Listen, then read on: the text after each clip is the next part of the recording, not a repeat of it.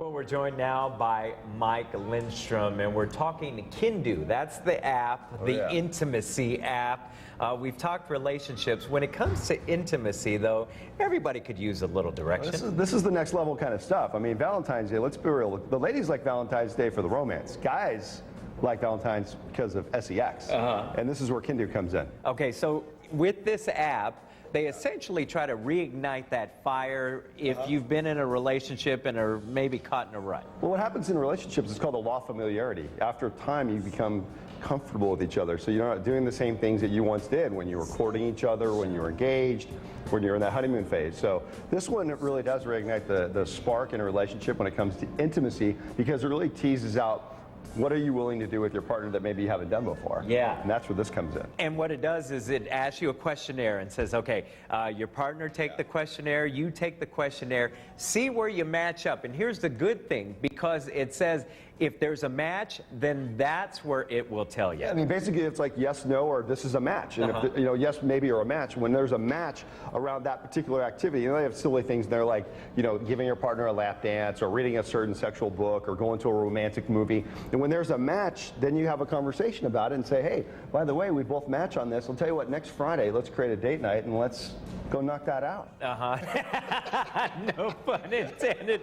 But hey, fellas, I mean, there's some benefits, because you never know what she's thinking, or vice versa, what he's thinking, unless you go to the app. Well, see, the other part about the app, which is great, is it takes the onus off of you. It's not like, hey, I had an idea. The app is the person that brought up the idea, right? So you no longer have this weirdness between an activity that maybe that person's thinking about, because there's some things in there that are a little steamy, where there's going to probably not be a match. Well, welcome back. We're joined by Mike Lindstrom, relationship expert. And you say, unlike the other app, Fixify, you weren't too keen on that one.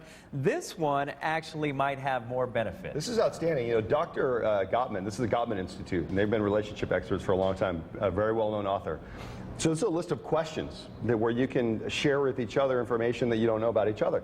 You'd be surprised in a lot of our events how little people know about each other. There's little tiny things, favorite color, the things they used to do as a kid. So the Gottman Institute has created this list of questions that you could do separately. You go on a date night, you share each other's responses, and you have a conversation about it, and you'll find out how little you actually know about your partner. And even if you've been together for a long time, I mean, this might re-spark a conversation. Stuff like, what is your partner's favorite way to spend an evening? I just did this, by the way, last month with my wife, and there's probably 70 questions that I filled out. There were at least 5 to 7 questions that stumped me. And I've known my wife, for 20 years.